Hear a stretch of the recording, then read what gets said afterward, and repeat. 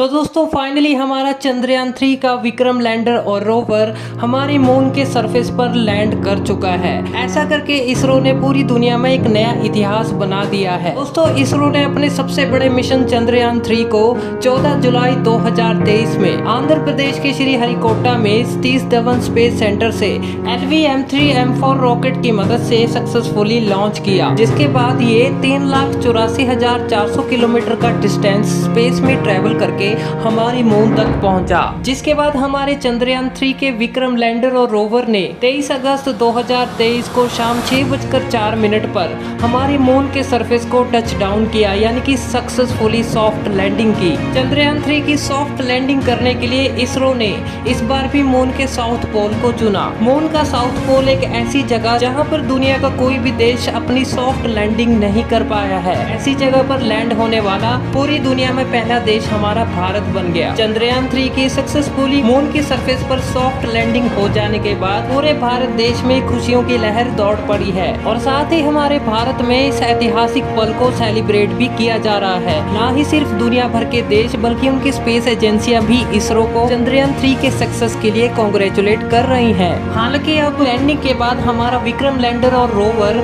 Moon की surface पर क्या क्या चीजें करने वाला है, तो इसी के बारे में हम आज के इस एपिसोड में जानने वाले हैं। So let's begin. दोस्तों हमारे चंद्रयान 3 के विक्रम लैंडर की मून की सरफेस पर सॉफ्ट लैंडिंग सक्सेसफुली हो जाने के बाद अपने सोलर पैनल का इस्तेमाल करते हुए सूरज की रोशनी की मदद से काम करना शुरू कर देगा। ऐसे में लैंडिंग के बाद सबसे पहले विक्रम लैंडर और प्रज्ञान रोवर को पूरी तरीके से चेक किया जाएगा, जिसमें ये पता लगाया जाएगा कि इनके सॉफ्टवेयर, सेंसर्स और इनके सारे इक्विपमेंट सही तरीके से काम कर रहे हैं या नहीं। और ये सब चीजें कंफर्म करने के बाद और इसके ठीक 4 घंटों के बाद विक्रम लैंडर का रैंप खोला जाएगा, जिसमें से 1 सेंटीमीटर प्रति सेकंड की स्पीड से हमारा रोवर धीरे धीरे करके मून के सरफेस पर आने लगेगा। हमारे लैंडर ने अपने लैंड होने के बाद और रोवर के बाहर निकलते टाइम की तस्वीरें भी भेजी है।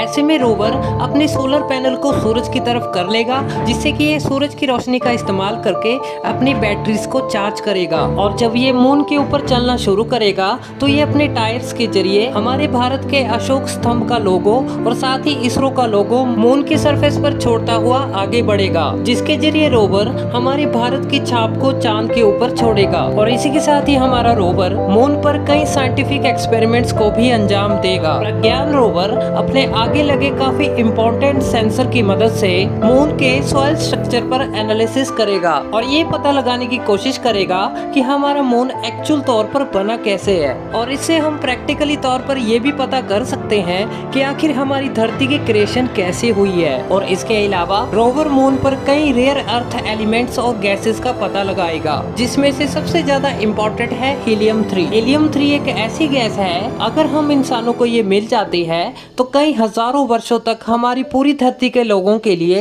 अनलिमिटेड इलेक्ट्रिसिटी बनाई जा सकती है। और साथ ही इसे फ्यूल के रूप में भी इस्तेमाल किया जा सकता है, क्योंकि इस गैस की कम मात्रा में ही ज्यादा से ज्यादा एनर्जी को प्रोड्यूस किया जा सकता है। हालांकि ये हमारी धरती पर बेहद ही कम यानी कि ना के बराबर है, लेकिन वैज्ञानिकों के मुताबिक ये मून के सरफेस पर काफी ज्यादा मात्रा में पाई जाती है, जो कि हमारी अर्थ की एनर्जी को फुलफिल कर सकते हैं। और इसके अलावा oxygen, silicon, iron, magnesium, calcium, aluminium, manganese और टाइटेनियम की भी मून के सरफेस पर पाए जाने की आशंका जताई जाती है। और यदि हमारे चंद्रयान 3 का रोवर हीलियम 3 और अन्य कई रेयर अर्थ एलिमेंट्स व गैसेस का पता लगा लेता है तो ये हमारे भारत के साथ साथ पूरी दुनिया के लिए सबसे बड़ी खोज होगी। और इतना ही नहीं, हमारा रोवर मून के साउथ पोल पर वाटर मॉलिक्यूल्स का भी पता लगाएगा और साथ ही उस पर स्टडी करके ये भी जानने की कोशिश करेगा कि आखिर वाटर मून के सरफेस पर कितनी मात्रा और किस फॉर्म में मौजूद है और हम इंसान इस वाटर को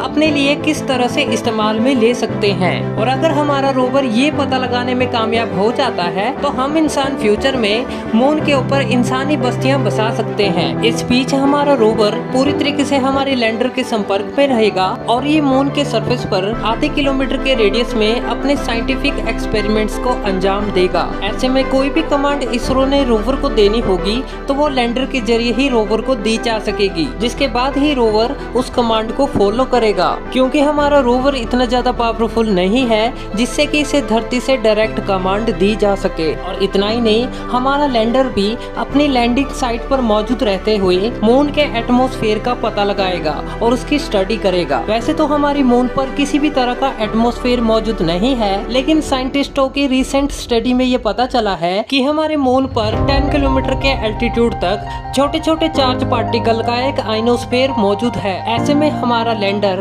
अपने चेस्ट और रामबा जैसे सेंसर्स की मदद से ये पता लगाने की कोशिश करेगा कि आखिर इसका पतला एटमॉस्फेयर मौजूद क्यों है। और इसके अलावा लैंडर पर लगा इल्सा सेंसर मून के अर्थक्वेक्स का पता लगाएगा और इसके ओरिजिन व रीडिंग्स की स्टडी करेगा। और साथ ही अपनी एलपी सेंसर की मदद से सन से आने वाले यूवी रेज का पता लगाएगा और ये भी पता लगाने की कोशिश करेगा कि सन की यूवी रेज मून पर कितनी मात्रा में आ रही हैं और ये मून को किस तरह से इफेक्ट कर रही हैं। और इतना ही नहीं, हमारी चंद्रयान 3 मिशन में भेजा गया प्रोपल्शन मॉड्यूल जो किसी सैटेलाइट की तरह हमारी मून को ऑर्बिट कर रहा होगा, उसमें भी एक शेप नाम का इंस्ट्रूमेंट लगाया गया है।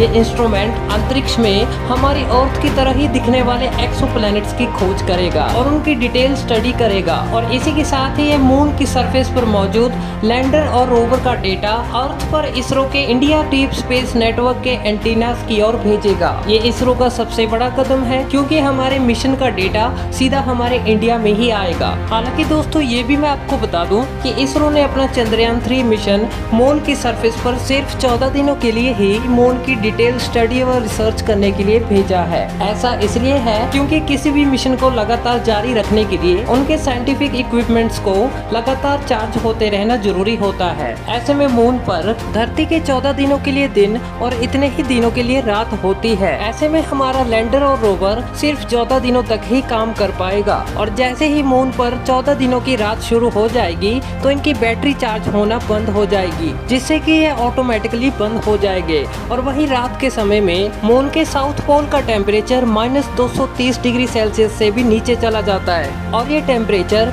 किसी भी इलेक्ट्रॉनिक कंपोनेंट को खराब करने के लिए काफी है। ये भी एक कारण है कि ये मिशन सिर्फ 14 दिनों तक ही काम करेगा। लेकिन अगर सब कुछ सही रहा और मून के 14 दिनों की रात के बाद अगले लूनर डे में इनके कंपोनेंट्स सुरक्षित बचे रहे तो हमारे लैंडर और रोवर से दोबारा संपर्क किया जा सकेगा, जिससे कि हमारा मिशन 14 दिन और एक्सपेंड भी हो सकता है। ऐसे में चंद्रयान 3 से आया डेटा पूरी मानव जाति के इतिहास में सबसे महत्वपूर्ण डेटा होगा, जिससे कि पूरी दुनिया की नजर इसरो पे होगी। ऐसे में इस मिशन के सक्सेस के बाद इसरो को दुनिया से कई बड़ी डील्स और ऑफर्स भी मिल सकते हैं। ऐसे में इसरो ऐसे ही पूरी दुनिया में भारत का नाम ऊंचा करता रहेगा। तो दोस्तों उम्मीद करता हूँ आज का ये एपिसोड आपको काफी ज्यादा पसंद आया होगा। वीडियो पसंद आया तो इसे लाइक जरूर कीजिए और साथ ही सब्सक्राइब कीजिए आप हमारे नए चैनल साइंस टीवी इंडिया को। तो फिर मिलेंगे ऐसी इंटरेस्टिंग वीडियो के साथ, तब तक के लिए दोस्तों जय।